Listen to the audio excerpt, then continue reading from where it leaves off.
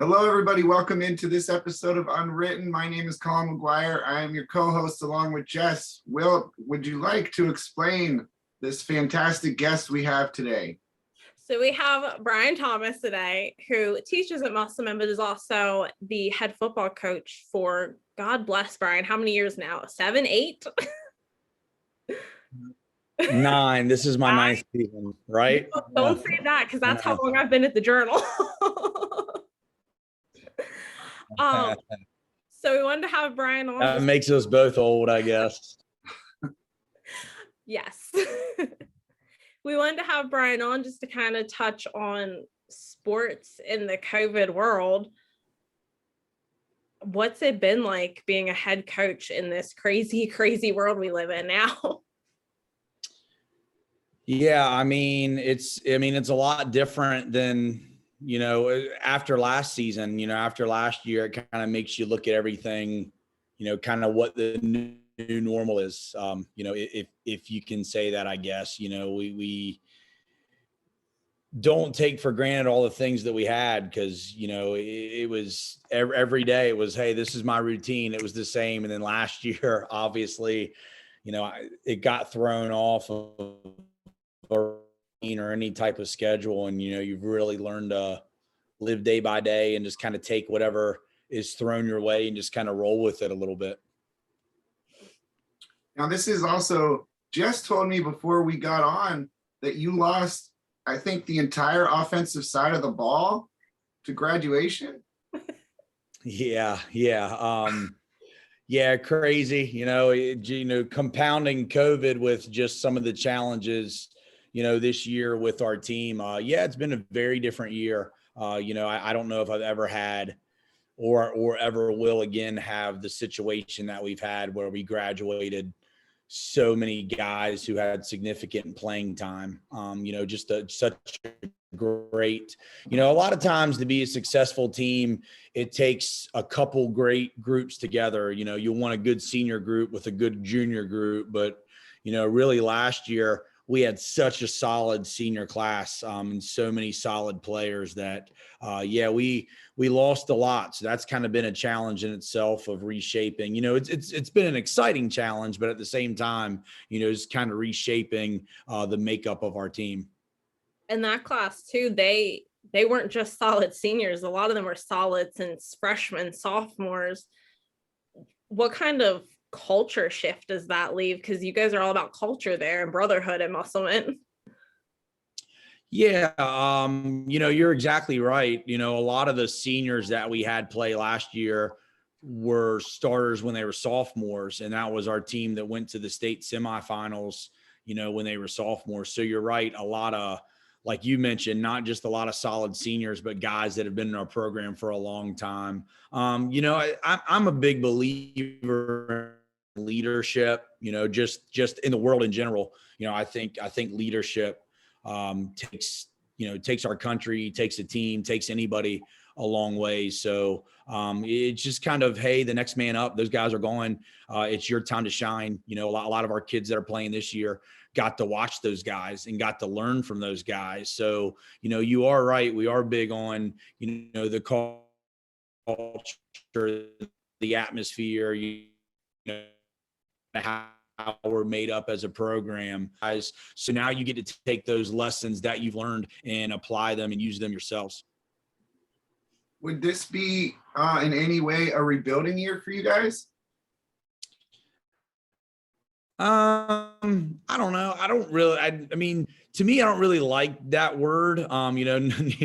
Good question. But I think a lot of times when you tag with a sports team rebuilding, you expect to take a step back. I think more of maybe reshifting just kind of what we do. We're doing some different things offensively and defensively this year from what we've done in the years past. So I think as a head coach, to me, every year is different because every year you have a different makeup. Even those kids, like Jess mentioned, even those guys that we got back, even though they played a lot, still it's different when you're a junior compared to when you're a senior. So I think every year's kind of a reshifting period. At the same point, having said that, we don't expect We've kind of came to the point in our football with our football team that as a program, we expect to win every game. I know we haven't won every game, but at the same point, we don't go into any game thinking like, oh man, I hope we keep this thing within 3 touchdowns. We expect every time we go out to win that football game. So I really don't want to use the word rebuilding. It's just kind of readjusting what we're doing and kind of learning, hey, this is the new challenges that we face this season with a new group. Well, speaking of challenges, going back to last year, you guys are in a situation where the map on Friday dictated the week and you were left with a lot of uncertainty. Did you look forward to this year? Maybe that's not the case, knock on wood. Did it leave you looking forward to it more than usual? Yeah, it's nice. I don't want to ever have to look at that color map again like I did last year. My goodness, just so much every single day there was so much stress of, what's the numbers going to be today? Like, what do they reflect? And I'll be honest with you. I talked to people from the health department. I talked to people from the state. I was a big advocate on, of just, the mental health from a young person's standpoint of, I know in my life that, my high school career helped shape me. And I'm not just talking about sports. I'm just talking about, school in general, just the interactions I had and not just the coaches, but the teachers that helped shape me. And I was really a big advocate last year of, hey, these kids need each other. They need us as adults, every kid needed that. So I was a big advocate on, we need to keep kids in school. But I talked to so many people last year, like I said, from the state, from the health department. And I'm going to be honest with you, I still don't know the answers to some of the questions and some of the stuff that we were doing last year. One person would be like, well, the numbers are this. And then you talk to confuse me. I'm just happy I don't have to look at that color map again. Just the stress that for the kids, over time you go in and you have to tell a group of young kids that like, hey, you're doing everything right. Like you're doing everything that we're telling you to do, but you're still being punished for this. So it is nice this year to feel like, for the most part, I'm pretty sure, hey, we're going to have practice today. Things are going to keep going on. At the same point, I understand that COVID's still out there and it still exists and we have to take precautions, but, knowing that, hey, we're able to be with our team and able to be around each other, is a nice breath of fresh air. Now, did you always know you wanted to be a football coach? Was coaching something you knew you wanted to get into? Good question. So when I was in high school, that's kind of the $1 million question. What I want to do when I grow up. And then when you're a senior, you're like, hey, I think I'm starting to be grown up now, even though, I guess you're still a high school kid. I wanted to either go into ministry. I wanted to be a preacher. Or I wanted to be a teacher and a coach. And I thought, that those two professions in themselves would help impact lives and I could make a difference, albeit maybe a small difference, but, make a difference in the world a little bit. So I wanted to be one of those two things. And I'm still, I don't beat my chest as a Christian, but I still go to church and still have a lot of strong beliefs. And I'm still very active in my church. But, I think as time progressed and I was in college, I was actually majoring in both. I was actually having a dual major in ministry and education. And as I got older, I thought like, man, I really think that I want to be around young people more and be around, the game of football more. So I kind of leaned a little bit more towards the education and being a football coach. That's something we hear a lot from coaches is especially football. It's shaping boys into men. It's what you do on the field and off the field that help turn these boys into productive character. Is that something you've kind of kept in your mind as a football coach? Yeah, for sure. Yeah, for sure. I think the one thing that's really helped me like be a better coach is being a father. And I know, Jess, I know you've seen me and you've had the discussion before. You've seen my two kids running around like crazy. I have two young boys, two sons of my own.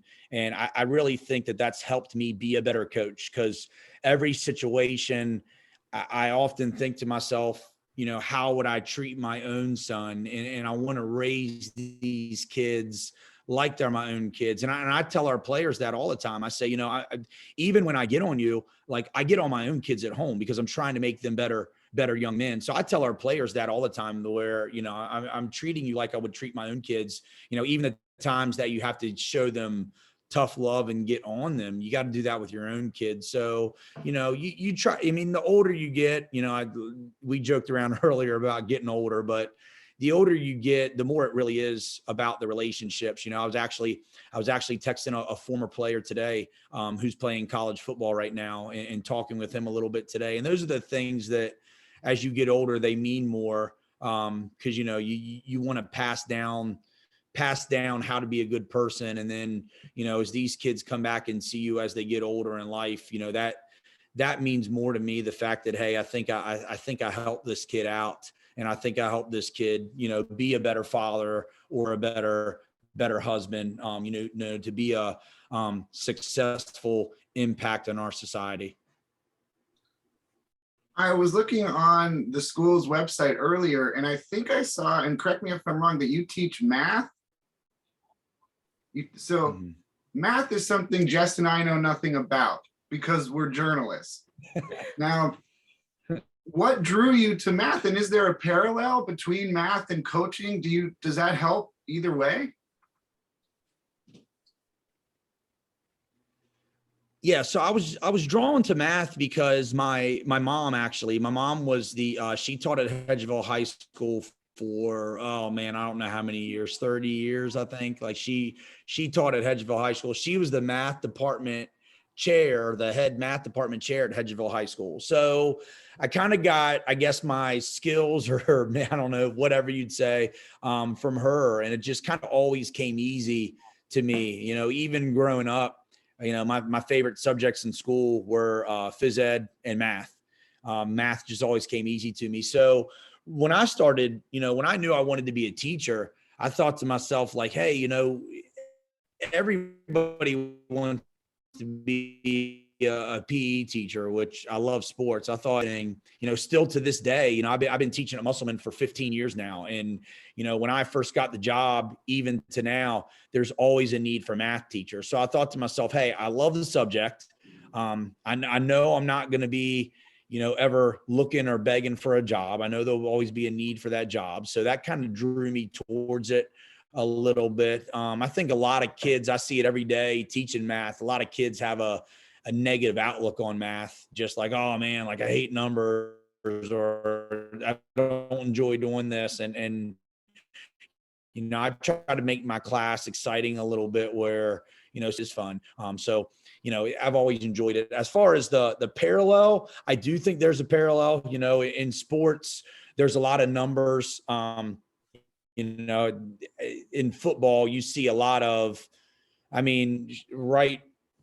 right here, I'm looking at my practice schedule for today. I got it on the table beside me, and everything's about, we're doing this for this many reps, or we're going to be in this period for this many minutes. I think everything's just based around numbers. So, me being a number guy, a math guy, math nerd, I guess you'd call me, I'm constantly crunching the numbers and figuring out, well, this play will be better here, or we run this for this average. So I think there's a very strong correlation between, coaching and math. Something that might be a little bit of a sore subject, but last year ended on a kind of tragic note, ending it on a forfeit. What was the conversations going on in the locker room at that time, and the emotions?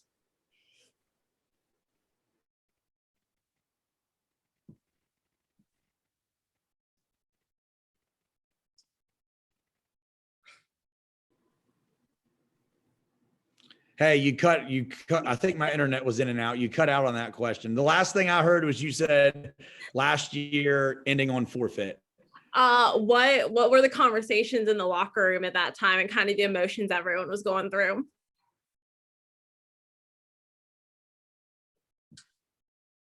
Oh no. Did I lose you again? Oh no. I need to put that math to work. Did it freeze altogether? I think so. Well, Jess, we can still, that's a great image of him. So Very hard about what was going on last year. yes, he's just thinking very, very hard. So we're still recording. So this is going to be what people see. This is going to be amazing. Oh, now he's gone. Now he's gone. That color map, that blows my mind. And right, I mean, we're still talking, we're still recording. Hopefully he comes back. But you were telling me it basically had nothing to do with the actual team, right? No, it was all the numbers within the county, the infection rate and the positivity rate at that time. Yeah. So okay, you're back now. Yeah, I don't know. I apologize. I don't know why the internet is cutting out. It never does this. So I apologize. Well, Technology, Jess, gotta love it. You want to try the question for a third time, Jess? We'll try. I asked what the conversations in the locker room at that point in the season were and kind of the emotions with such a letdown to the season. I mean, you know me, Jess, just being open with you, I'll answer, any question. So, 100, I'm not going to give you a bunch of coach speak. That was one of the hardest days I've had as a coach. Going in, knowing that, hey, one, you have one of the best teams in the entire state. We were, I'd put us right up there with about two, maybe three other teams. And just a group that care so much about, that really were like sons to me, to all my coaches. That was one of the hardest days where we had to go in and, we planned our practice out so it would be Saturday evening. So we would be with the team when the color map came out Saturday. So we had like a 3:00 practice knowing, hey, when we get done, we're going to be able to talk to them either way and see them face to face. And that was difficult. Till the day I die, I will remember that and remember that team and just the conversations of, hey, this is the last time you're going to leave this field. We practiced on our field that day. And to a lot of them, just, hey, like, we're walking off this thing and you're done. You don't get to, I know a lot of times we say, like, it's hard when you lose a game or your season ends on a loss, but man, I'd rather lose my season, on the field, having giving it your all and just saying, hey, we came up short, than not knowing, for the rest of your life, having that constant what if, what might have been. But at the same time, we turn it into a lesson of, hey guys, we played 8 football games. We were 7-1. And at the start of the year, I thought we might get 5 in if we were lucky. So we told them, count your blessings that we played 8 at all. And then, the other thing we told them is your life, like, easy things aren't going to happen every day. You're going to have to face, tough decisions or tough scenarios, and the way you react to those scenarios, will determine what kind of person you are growing up. So, that was one thing we told them, that, hey, it stinks, but at the same time, you got to keep going on and you can't dwell on it, and you're going to have more positive moments in your life. So just trying to teach life lessons out of a difficult situation. This might be me editorializing some, but I feel like 20 years from now, they'll appreciate that they were at least together at that moment, that everyone experienced it together. Yeah. A lot of tears, but like you said, a lot of, when you face difficult things, it's easier to face difficult things with people you love and people you care about. So, a lot of those guys just getting a chance to, to hug each other, to be with their friends. Like you said, I think will be something they remember. So will you win a state title this year?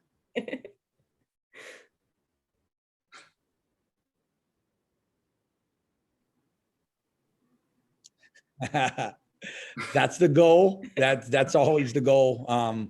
We got a lot of work to get there. I'll tell you that, right now we're 1-1 at this point in our season, and we're close to being a good team, but we're also far away from being a good team, if that makes any sense at all. We do some things well, but at the same time, we still have a lot of room to grow and a lot of room to get better. So time will tell. The good thing about a football season is it's a long process. It's a lot of times it's a week by week, day by day process. So the goal is to win a state championship. The goal is to win every game. Like I said earlier, the goal is to win every game that we're in. But at the same point, I tell the kids every week, the next game's our biggest game of the season, just because it's the next one, and it will be the same way next week and then a month from now. I've asked you probably a million questions over the last decade almost, but I don't think I've ever asked you what was it like taking over a program from someone like Coach Price, who is kind of an institution, and how proud are you of the last 9 years? Yeah, Coach Price taught me a lot of different things. One thing, there's a lot of things that I have a lot of like cliches and like little one-liners and things that I remember that he taught me that I still keep with me. One thing that he told me that I'll never forget is he said, you always learn from me, because he knew I wanted to be a head coach. And he was, the meeting when he interviewed me as a 22-year-old kid, fresh out of college, he asked me, he said, do you want to be a head football coach? And I said, yes, one day I do. And so I think he really groomed me to be a head football coach. But what I was telling you is one of the things that he told me, he said, you always learn from me. He said, you're either learning things that I do that you will want to do, or you'll learn things that I'm doing that you don't like, that you're learning like, hey, I'd rather do it my way. And I've really taken that, and, with the way that I've kind of built this, it's still Musselman football. It's still a lot of the cores that, the values that, he built, really he built this thing, in from the ground up, and really it was his program. It still is his program in my eyes. But at the same time, I've taken some things that he's done, and we still do those things. But at the same point, there's still a lot of things that we do differently, that we do, with a different twist. I still think, I'd probably say deep down, the one thing that we do that he did is you try to teach kids to be good young men. And he was all about that. And I am too, about teaching kids, how do you do things the right way? And how are you supposed to act as a young man, a young adult growing up? Also there's a lot of things that we do differently. I don't know if you ever would have came to practice when Coach Price was coaching, and we would have had music blasting, let alone rap music blasting. So, that's one of the, that's some of the differences, but yeah, we do things the same, but at the same time, there's things different, but, have a lot of respect for him in the way that he, went about things daily, and the way that he ran his program. We try to do the same. Who is your biggest inspiration as a football coach? Who's your sort of role model?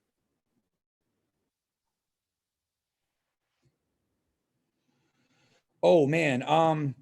The first role model in my life, I don't know if this is what you're asking, is my father, just because he taught me how to be a man. And he taught me how to be to be a good husband and a good father. So, I don't really know if that's what you're asking, but, as far as influence in my life, it's my dad. From a football standpoint, my goodness. Oh man, that's a tough question. I don't know. I don't know if I have an answer to that question. There's a lot of coaches that I study that, from a schematic standpoint, there's a lot of coaches that I study. From a how you are standpoint, it might be Tony Dungy. Tony Dungy was a man of faith that did things the right way, that I looked up to him. He's not the only one. Bobby Bowden, was a good one, was a guy that I looked up to that did things the right way. He's another guy that I've read some books on that I really look up to. But I'd probably say Tony Dungy would probably be number one, just because, if you've heard him speak, the things that he says and a lot of the stuff that he does is stuff that I look up to. From a scheme standpoint, there's been different guys. There's, oh man, I don't even know. You look at, there's so many different guys. Chad Morris is a guy that, when he was at Clemson, he was the offensive coordinator. As a young coach, he did a lot of things that I really looked up to and that I listened to from a scheme standpoint. Paul Johnson was a guy that used to be at Navy, and then he went to Georgia Tech, and he was another guy that I've heard speak at clinics that I've looked up to. PJ Fleck's a guy that I like, that he's the head coach at Minnesota right now, that I feel like he always spins things in a positive way, and he's a positive person, and I try to be a lot like that daily. So I don't know. Those are just kind of naming a few that popped into my head. I've heard a lot of different coaches speak, just going at different clinics, and man, there's so many good ones. James Franklin at Penn State, he's another one that I really enjoyed hearing speak. So yeah, I don't know, that's I guess that's a big answer to say a lot of them, a lot of different guys. Well, I know you've got to actually do your job here soon and not talk to us. So do you want to? We still got, I got a little bit of time. It's the kids get out of school about 2:30. So here at about 2:15, I really got to start gearing up. Well, we like to end things with a couple fun questions. Not that this hasn't been fun. This has been a thrill of a lifetime. I'm sure you have had an enormous amount of fun, but we're gonna end with a few fun questions. And I will start with this, since it's football themed. Who do you think was more responsible, Bill Belichick or Tom Brady? Tom Brady, the GOAT. I don't know, though. That's a hard one, because Belichick has that culture. They've talked to NFL players. Oh man, that's a hard one. Tom Brady. Okay, Tom Brady. You're up, Jess. You talked about your sons, and one of my first interviews was having your oldest run around going, "Daddy football, daddy football." What's your favorite memory of them on the football field with you? Oh man, that's a hard one. Man, that's a hard one. I don't know. It's hard because I feel like, they're so young. I feel like we have so many more memories ahead of us, of stuff that we're doing, man, that's a hard question. That's a really hard one, Jess. I don't think I've ever stumped you before. I don't know. Like, I don't know if I can pick out one memory. When, let's see. We lost a playoff game a couple years ago. And when I came home, both of them gave me a hug, and both of them said, like, "Dad, it's okay. It's going to be all right." And that makes you put stuff as a coach, they're young kids. They don't know, but they're just like, "Hey, you're still our dad. You're still here." So that's one of the memories that I remember. Yeah, I remember a lot, but man, we have so many. Those two, when they get home from school today, those two are probably going to be playing tackle football out in the yard together. The bumps and the bruises, and they hit the crap out of each other. But I'd probably say that's my one memory that I remember of just, it puts life into perspective a little bit of like, hey, you're still our dad. Like, everything's okay. Would you ever want to coach on the collegiate level? I've thought about it. Just being open with you guys, I've thought about it before. When I was younger, I thought about it. I talked to a couple coaches. And I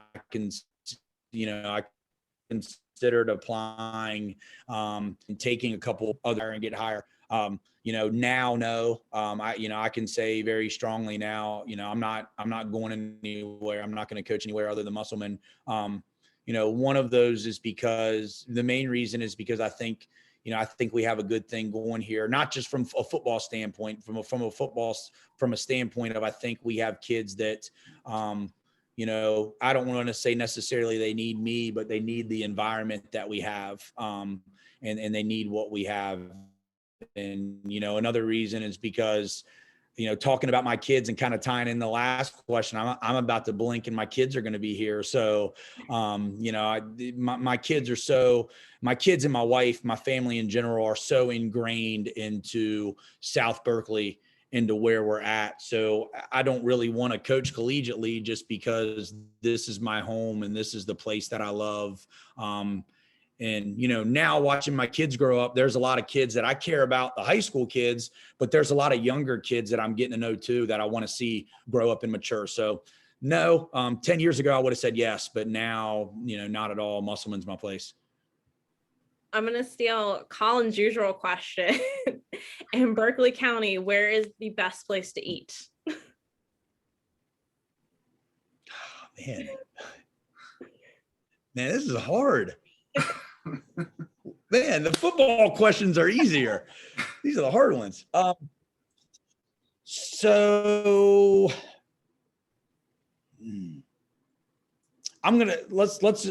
just stick in South Berkeley. I really like Taste Buds. I'm trying to think like an outside the box type of place that. Where's Taste Buds? I don't want to say that one. It is. If you go down 11, it's right on the Virginia state line.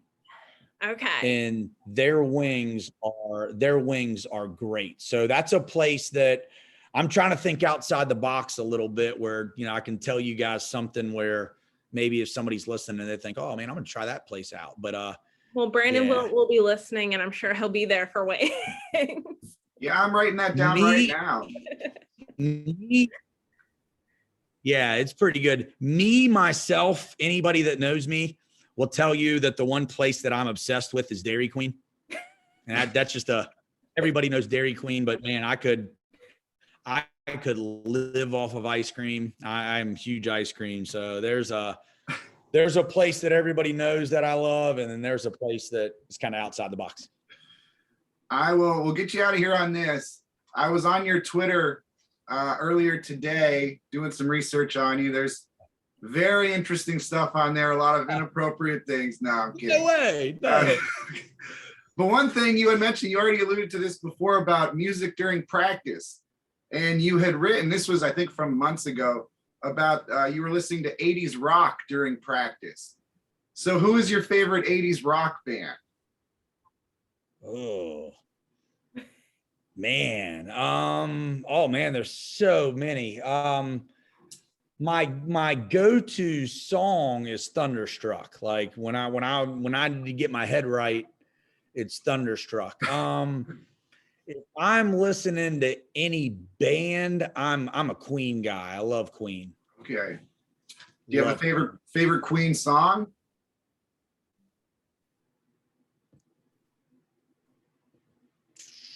Oh man, there's so many of them. I like them because there's so many different ones. The football coach response would be like, "We are the champions," or "We will rock you." But Bohemian Rhapsody is just, there's nothing like that. It's so unique and so different. That would be my favorite. Okay. All right, Jess. I'm good. You're good. All right, Coach. We can't thank you enough for taking the time. Thank you so much, man. Thanks, Brian. Yeah. Thanks for having me. That was a lot of fun. Yeah. Thank you.